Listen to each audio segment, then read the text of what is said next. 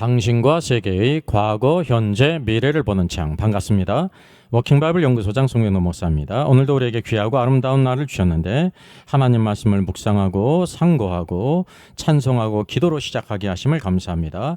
워킹바이블 연구소는 일선에서 수고하는 우리 목회자님들과 성도들의 필요를 공급하고 세워갑니다. 구독, 좋아요, 알람 설정을 누르시면 새 영상을 쉽게 볼 수 있고 모두 무료임을 알려드립니다. 하나님의 아들들과 네피림들. 네피림이 언제부터 가나안 땅을 장악했는가? Our Father in heaven, hallowed be your name. Your kingdom come, your will be done on earth as it is in heaven. Give us today our daily bread.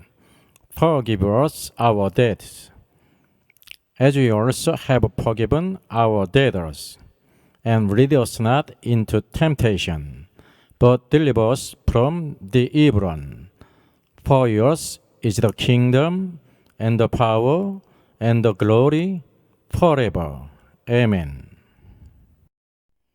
모세가 12명의 정탐꾼들을 파견해서 가나안 땅을 정탐하게 했습니다. 그때가 BC 1250년경이었습니다. 그때 바로 네피림인 아낙 자손들을 보았고요. 그리고 거대한 포도송이를 가져왔습니다. 그래서 어깨에 맨 거대한 포도송이를 가져왔다는 것입니다. 이스라엘 백성들이 가나안 땅에 들어갔을 때 가나안 땅을 장악하고 있었던 자들이 있었습니다. 여기 지도상으로도 나타나죠. 아모리 족속 두 왕 시온과 옥이 있었고요. 아낙 자손들이 있었죠. 키가 장대한 자들, 네피림이죠. 르바임의 땅이 있었습니다. 쉽게 얘기하면 거인들의 랜드, 거인들의 나라가 있었다는 사실이죠. 또 에밈, 두려운 자들이라고 불렀습니다. 여기 이제 오광의 철침상이 3m 10의 1입니다. 또 삼순문 중얼거리는 자들, 이 모든 것이 바로 네피림이 있었다는 사실이죠. 그러면 네피림인 아낙 자손들은 가나안 땅에 언제부터 거주하고 있었을까요? 이 아낙 자손들이 언제부터 가나안 땅을 장악하고 있었을까요? 우리가 그것을 찾아보겠습니다. 성경이 이렇게 말씀합니다. 이에 그들이 올라가서 땅을 정탐하되 신광야에서부터 하맛 어기 르홉에 이르렀고 또 네겝으로 올라가서 헤브론에 이르렀으니 헤브론은 애굽 소암보다 7년 전에 세운 곳이라 그곳에 아낙 자손 아이만과 세세와 달메가 있었더라. 헤브론은 애굽 소암보다 7년 전에 세워졌음을 언급하고 있습니다. 이 중요한 단서죠. 이것을 이제 정탐꾼이 알았다는 것일까요? 잘 보면 이게 정탐꾼이 알았다는 것이 아닙니다. 네버예요. 그래서 무엇에 대한 것이냐면 성경에서 성령님께서 오늘도 그 이스라엘 백성들에게 오늘날 성경을 읽는 우리 모든 신자들에게 보이신 것입니다. 왜 그것을 보이셨을까요? 상관이 없어 보이는데 이것을 바로 애굽 소암보다 7년 전에 세워졌음을 여기에 언급하고 있다는 것입니다. 그래서 여기 이 아낙 자손들이 가나안 땅에 언제부터 거주하고 이 왕국을 이뤘는지를 우리에게 보여주시는 것입니다. 이것이 중요한 관점입니다. 그럼 애굽의 소관에 대해서 우리가 잠시 살펴보겠습니다. 여기 애굽의 고대 지도입니다. 여기 애굽 가운데 힉소스라고 있죠. 힉소스 왕조가 이제 나일강 하류 지역을 장악하고 있었고 여기 녹색 지역이 이집트 원래 왕조인데 테베를 중심으로 해가지고 이렇게 왕조를 이루고 있었습니다. 이게 왕조표입니다. 힉소스 왕조가 중요한데요. 이 힉소스 왕조는 이집트 제13왕조 이후 왕권이 약해진 시기에 맞춰서 약 BC 1730년경에 나일강 하류 지역을 이렇게 정복했습니다. 이들은 팔레스타인과 시리아 지역에 분포했던 도시국가 연맹체입니다. 셈족입니다. 그러니까 이 이집트의 입장에서 볼 때는 이 힉소스 왕조를 이룬 자들은 이방인입니다.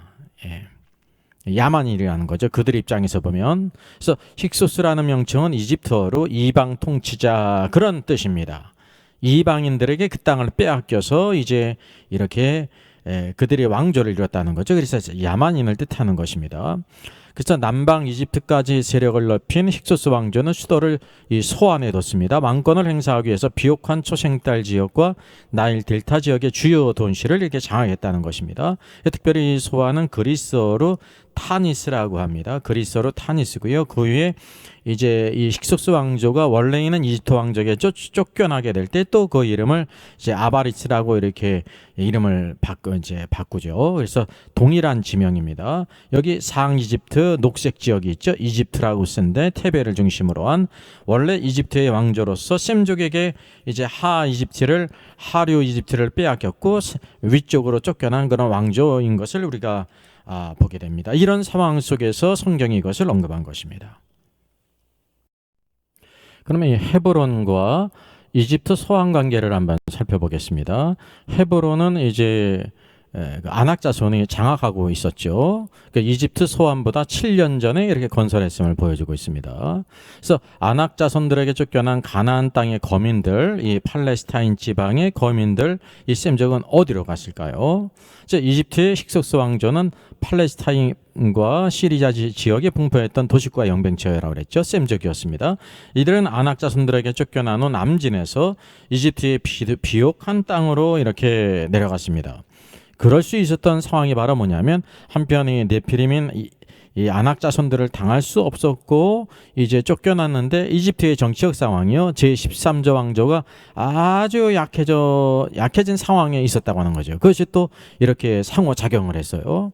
그래서 이 힉소스 왕조라는 명칭은 이집트어로서 이방 통치자 야만인을 뜻한다는 사실이죠. 그래서 이게 헤브론이 아낙 자손들이 건설했는데 그 이제 이집트의 소환보다 7년 전에 건설했음을 여기 보여주는 것은 밀접한 관계가 있다는 거죠. 그래서 이 네피림 아낙 자손들에 의해서 쫓겨난 셈족이 있습니다. 아낙 자손들에게 이렇게 굴복한 자들도 있을 것이고 그들을 섬기지 않고 쫓겨난 셈족이 있었다는 이게 역사적인 사실이죠. 그것이 이제 이집트의 남쪽 지역 힉소스 왕조를 이제 건설을 해가지고요 소환을 중심으로 해가지고 이렇게 왕조를 세웠다는 사실, 이것이 역사적인 사실이라고 하는 사실이죠.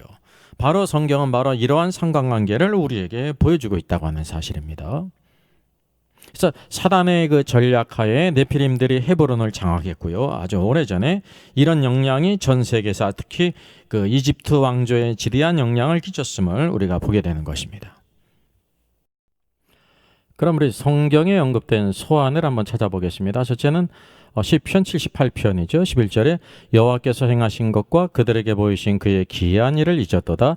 옛적에 하나님이 애굽 땅 소환들에서 기이한 일을 그들의 조상들의 목전에서 행하셨으되 그가 바다를 갈라 물을 무더기같이 서게 하시고 그들을 지나가게 하셨으며 그랬습니다. 이스라엘 백성들이 이제 이집트에서 노예 생활을 하다가 하나님의 능력과 권세로 이제 이끌어내신 것을 여기 언급하고 있는 거예요. 그때 소환이 언급되고 있어요.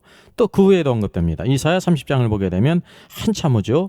비록 그들의 대신들이 이집트의 소안에도 있고 그들의 사신들이 하네스에 도착했을지라도라고 하면서 여전히 성경과 이 이집트의 소안이 밀접한 관계가 있다는 것을 우리가 보게 되죠. 이집트의 그 소안 건설과 헤브론의 그 아낙 자손의 관계를 한번 이렇게 연도표를 보면서 연대기를 보면서 찾아보겠습니다. BC 1730년경 힉소스 왕조가 소안을 건설했죠. 헤브론은 소안보다 7년 전에 먼저 세워졌음을 이렇게 말하고 있습니다. 헤브론을 세운 자들은 다른 사람이 아닌 아낙 자손들 네피림이었다는 사실이죠. 여기 이제 연도표를 보게 되면 헤브론이 바로 소안보다 더 7년 전 앞서서 이렇게 건설됐음을 보여주고 있습니다. 약 이제 1730년경이니까 이렇게 빨간 표시로 되어 있어요. 그래서 이제 이집트 연도가 이제 녹색 띠인데 녹색 띠 위에 이제 있다고 하는 사실을 우리가 보게 되죠. 그래서 그 가운데 소안을 건설했어요. 이 노란 연표는 바로 힉소스 왕조가 이제 침입을 해서 이렇게 왕조를 이룬 때입니다. 그리고 우리가 특별히 기억해야 될 것이 여기 이제 족장 시대가 왼쪽에 있지 않습니까? BC 2000년경부터 오늘도 족장 시대 아브라함 시대가 있는데 하나님께서 이제 아브라함을 부르시지 않습니까? 그리고 아브라함을 부르시고 이제 가나안 땅을 이제 주실 것을 약속하지 않습니까? 그런데 이제 이 네피림들이 헤브론을 이제 이 1730년경보다도 먼저 7년 전에 이것을 장악하고 있었다고 하는 사실이에요. 그래서 안악자손들 네피림이 이스라엘 백성이 오기 전에 이미 가나안 땅을 차지하고 있었어요. 이거 우리가 여기서 중요하게 생각할 일이라는 사실이죠. 여러분이 네피림의 그 위에는 누가 있습니까? 사단의 왕국의 왕인 사단이 있어요. 사단이 하나님의 계획을 대적하기 위해서 이와 같이 아주 치밀하게 그 땅을 이미 차지하고 있었다는 것을 우리가 보게 됩니다. 그래서 우리가 왜 이집트의 소왕과 헤브론을 이제 비교하여 보여주고 있는가? 이제 안악자손이 장악하고 있는 헤브론과 이집트의 소왕과 비교해서 알려주냐면 이제 서로 이렇게 밀접한 관계가 있다는 것을 우리에게 보여주고 있는 것입니다. 우리가 알다시피 여기 보이면 정탐꾼들을 보내서 이제 그 땅을 이렇게 정탐하지 않습니까? 이것이 바로 이제 가나안 정복할 때 약 이제 BC 1250년 경이라는 것을 우리가 알게 됩니다. 그래서 이것을 통해서 사단의 전략이 바로 뭐냐면 여호와 하나님께서는 아브라함에게 가나안 땅을 주시라고 약속하셨는데 이제 이스라엘 백성들이 오기 전 약 거의 500년 이상 전부터 이미 가나안 땅을 정복하고 네피림이 정복하고 그들의 왕국을 이루고 있었다는 것을 우리가 보게 되는 것입니다. 이것이 오늘 성경 말씀이 면밀하게 상세하게 보여주고 있는 그런 이면입니다. 우리가 이제 애굽의 소환 건설과 헤브론의 안악자손 관계가 있는데 이 양쪽 관계를 다른 면에서 보겠습니다. BC 1730년경 힉속스 왕조가 소환을 건설했죠. 헤브론은 소환보다 7년 전에 이미 세워졌음을 보여주고 있습니다. 이제 상관관계가 있다는 거죠. 그렇다고 하면 이제 그 헤브론을 장악한 네피림이 있었는데 그 땅의 거민들, 거주민들은 어디로 갔냐는 거예요. 성경이 이걸 보여주고 있지 않습니까? 7년 전에 이미 헤브론이 건설된 이 7년이라고 하는 이제 기간이 있는데 이제 네피림들에게 굴복하지 아니한 쫓겨난 거민들이 어디로 갔냐는 거예요. 역사적 증거는 바로 뭐냐면 이 팔레스타인 지역과 시리아 지역의 셈족이 어떤 일에선지 이제 그들이 남방으로 이제 나가서 이집트를 침략해서 힉소스 왕조를 건설했다는 것입니다. 이게 모두 북방 셈족입니다. 이때는 바로 BC 1730년경에는 이집트 제13조 왕조가 아주 약할 때예요. 그래서 이런 정세가 한편으로는 네피림에게 내어 쫓겼고 이집트는 비옥한 땅이 있는데 그곳에 이제 이집트 왕조가 가장 약할 때 침입을 해가지고 그곳에 소환을 건설해서 이제 힉소스 왕조를 건설했다는 거죠. 이게 이방인 이제 통치자라는 뜻이에요. 힉소스라는 것은 이런 역사적 증거가 성경의 기록과 이렇게 서로 일치가 된다는 거죠. 양자가 맞물려 있어요. 성경을 이걸 우리에게 그대로 보여주고 있습니다. 이 힉소스 왕조 당시에 요셉이 있었습니다. 요셉이 있어서 이제 야곱의 아들들이 다 이렇게 대우를 받았죠. 그리고 요셉이 죽은 이후에 또 요셉을 알지 못하는 왕이 일어나는데 이것은 바로 여기에 보이고 있는 것처럼 이집트 연표 녹색 띠가 쭉 있지 않습니까? 가운데 노란 띠가 있는데 노란 띠가 바로 힉소스 왕조예요. 이제 이집트 입장에서 보면 그들은 이방인이죠. 이방인들이 와서 이 왕조를 이뤘다고 하는 사실입니다. 그래서 이들 이집트 왕조는 절치부심하면서 이렇게 이제 이집트 빼앗긴 하류 지역을 빼앗기 위해서 절치부심하다가 150년 만에 이들을 내어 쫓겼다는 것입니다. 그래서 요셉을 알지 못하는 왕은 바로 힉소스 왕조가 아닌 원래 이집트 왕조라는 것도 우리가 충분히 가능성이 있죠. 그래서 그들이 노예 생활을 했다는 사실이에요. 밑에 있는 녹색 지역은 또 이집트 왕조에 의해서 쫓겨낸 힉소스에 쫓겨난 이제 요셉 사호 왕조가 바뀌었다는 것을 이렇게 보여주고 있습니다. 사실 그래서 노란 지역 힉소스 왕조는 짧은 기간입니다. 약 150년경.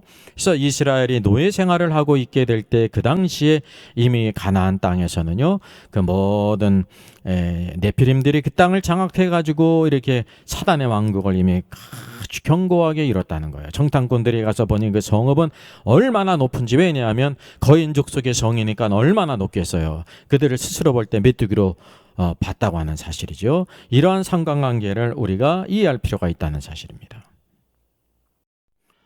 여러분, 이런 상황들을 한번 도표를 찾아보겠습니다. 하나님의 왕국이 있습니다. 하나님의 왕국은 이 땅에서 누구를 통해 나타나죠? 그 믿는 자들을 통해 나타나요. 하나님의 왕국을 대적하는 사탄의 왕국이 있습니다.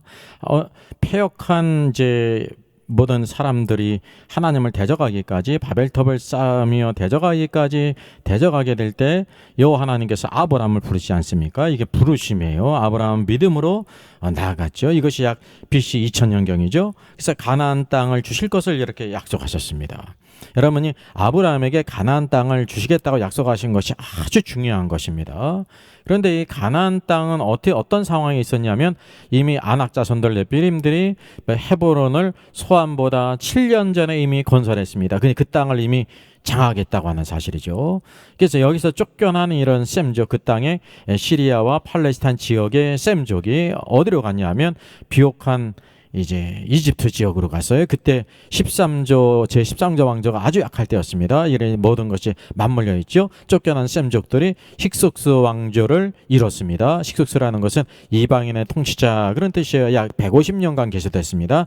길지는 않죠. 이것이 BC 1730년이었고 소환을 건설했다는 거죠. 그러니까 이제 아낙 자손들이 헤브론을 건설한 것이 BC 1730년보다 7년 먼저 나니까 이제 힉속스 쪽이 이렇게 소환을 건설한 것이 아낙 자손들의 헤브론을 장악한 이후 7년 후라는 사실을 이것이 이렇게 맞물려 있음을 우리가 보게 된다는 사실이죠. 그래서 아브라함의 자손들이 결국은 야곱의 아들들이 이제 애굽으로 다 내려가지 않았습니까? 요셉이 있게 될 때는 대우를 받았어요. 고센 땅에서. 아마 요셉이 있을 때가 바로 힉속스 왕조였다는 사실이에요. 거기에서 모든 야곱의 아들들은 다 이제 편히 있었습니다.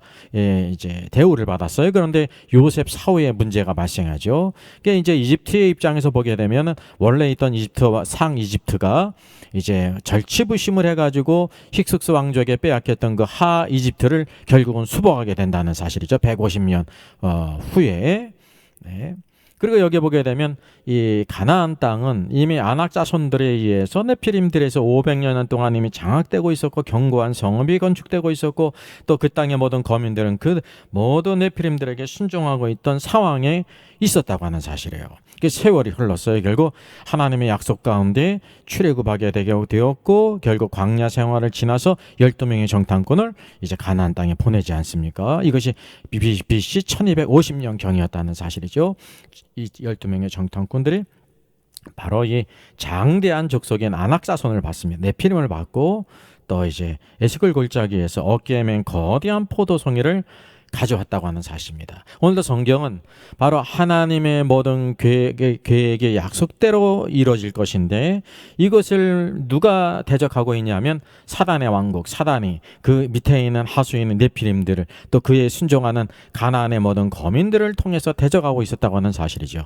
이렇게 아주 치밀하게 그 땅을 500년 이전부터 견고한 성읍을 건설했을지라도 하나님이 약속하신 것은 결코 폐기되지 않는다는 사실이죠. 하나님의 능력과 권세 가운데 결국 그 땅을 주셨음을 우리가 보게 됩니다. 그래서 그 땅에 있는 모든 거민들을 다 진멸하라고 하는 것이 그 땅에 있는 거민들은 하나님 보실 때 가증한 그런 이제 혼합 종족이었고 하나님을 대적하는 것이었다는 사실입니다. 우리가 알다시피 이제 기생락과 같은 사람은 그도 진멸할 자인데 그 믿음으로 하나님 백성 편에 서잖아요. 어둠의 왕국을 버리고 하나님의 왕국 이스라엘 편으로 들어오지 않습니까? 그러니까 누구든지 믿음의 문이 열렸다는 사실에 끝까지 거부하는 모든 자들은 결국 하나님의 공의로운 심판에 의해서 다 심판받아야 된다는 것을 우리가 보여주고 있습니다. 여러분 이런 모든 말씀들은 결국 거대한 오늘도 하나님의 왕국과 사단의 왕국이 전 치열하게 이렇게 싸우고 있음을 보여주고 있죠. 우리가 하나님의 약속을 믿고 오늘도 여호수아와 갈렙처럼 믿음의 사람이 되어서 나가게 될 때 이 모든 것을 다 오늘도 성취케 하시고 승리케 하시고 주님의 역사를 이루게 하십니다. 102번 영상은 하나님의 아들들이 네피림을 낳은 가증한 목적이 무엇인지를 같이 상고했습니다. 그 목적이 있습니다. 그것을 우리가 규명했고요. 105번 영상은 가나안 땅에 네피림의 아낙 자손이 있단 말입니다. 노아 홍수로 다 멸절했는데 어떻게 그들이 존재하는가 이 문제를 같이 다뤘습니다. 106번 영상은 가나안 땅에 네피림이 있을 뿐만 아니라 아낙 자손이 있을 뿐만 아니라 어깨에 맨 포도송이가 있다는 거죠. 이 어깨에 맨 포도송이가 대체 어떻게 되었는지를 같이 상고하겠습니다. 116번 영상은 라멕과 당시 상황, 네피림들 간의 대사륙 사건이 있었던 것을 우리가 보게 됩니다. 이 문제를 같이 다뤘습니다. 118번 영상은 야셀의 책과 성경으로 보면서 노아 시대의 그 패역한 상황이 어떠했는가를 아주 상세하게 우리 같이 그 시대의 상황을 같이 살펴보겠습니다. 120번 영상은 뒤늦게 방주로 달려온 사람들이 있습니다. 홍수 중 방주 안에 동물들의 아우성이 안과 밖의 모든 상황들을 같이 우리 자세히 상고를 했고요. 120번 영상은 네피림의 3대 특징이 있습니다. 아마 모르긴 몰라도 세계 최초 발표하는 것으로 생각이 되어집니다. 바로 12개의 손발가락과 그리고 중얼거리는 자들이라는 거죠. 내일 영상은 바로 천국 하늘나라는 정말 있는가? 라는 문제를 같이 다룹니다. 이 세상 험하고 찬양하겠습니다. 원래 제목은 Jesus paid it all, 예수님께서 모든 것을 다 지불하셨습니다 라는 제목이고요. 가사 원문 가사에는 뭐가 있냐면 I hear the Savior say, 구세주께서 내게 이렇게 말씀하셨습니다 라는 가사입니다. 쉽게 얘기하면 오늘 여기 나와 있는 모든 가사가 예수님께서 구세주께서 이렇게 말씀하셨습니다 라는 가사로 시작되어집니다.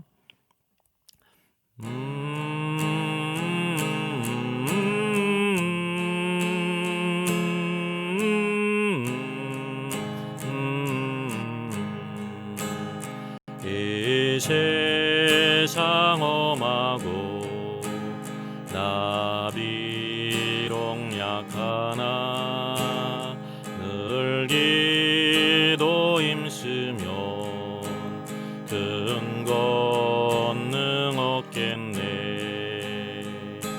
주의 은혜로 대속받아서 피와 같이 붉은 죄는 가지겠네. 주님의 권능은 한없이 크오니 돌 같은 내 마음 건너겨 주소서. 주의 은혜로 대속받아서 피와 같이 붉은 죄는 가지겠네.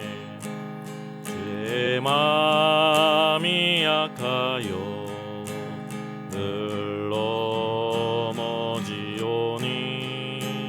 주 예수 힘주사 굳세게 하소서. 주의 은혜로 대속받아서 피와 같이 붉은 죄는 가지겠네.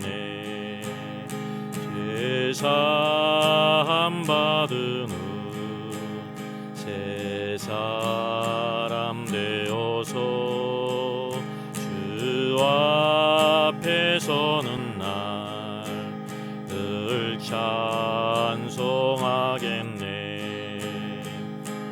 주의 은혜로 대속받아서 피와 같이 붉은 죄는 가지겠네.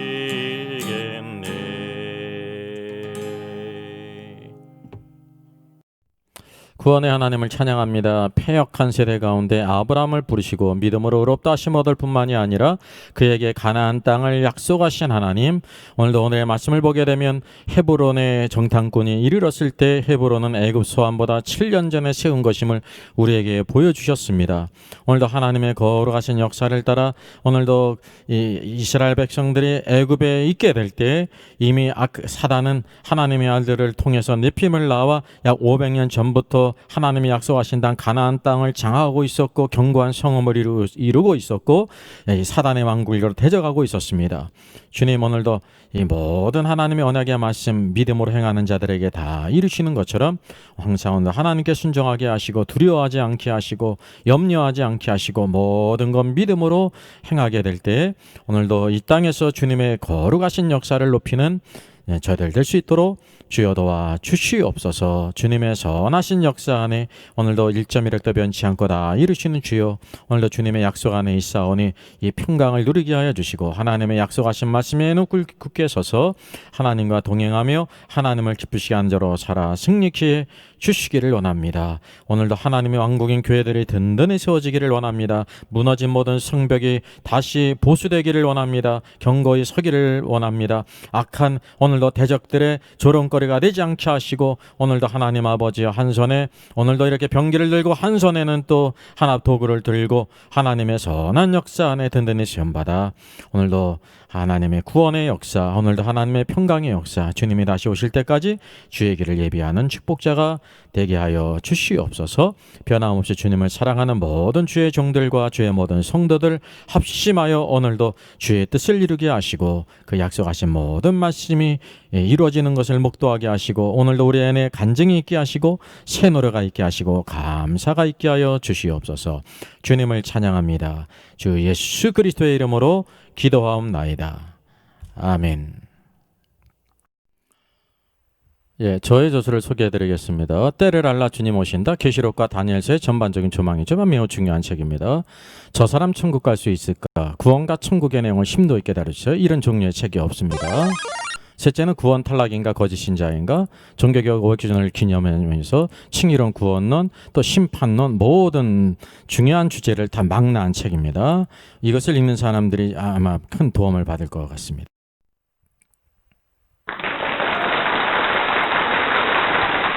수고하셨습니다. 워킹바이블 연구소는 일선에서 수고하는 목회자님들과 성도들의 필요를 공급하고 세워갑니다. 매일 업로드가 되고 있습니다. 내일 영상을 참조하면 되겠습니다. 구독, 좋아요, 알람 설정을 누르시면 새 영상을 쉽게 시청할 수 있고 모두 무료입니다. 감사합니다.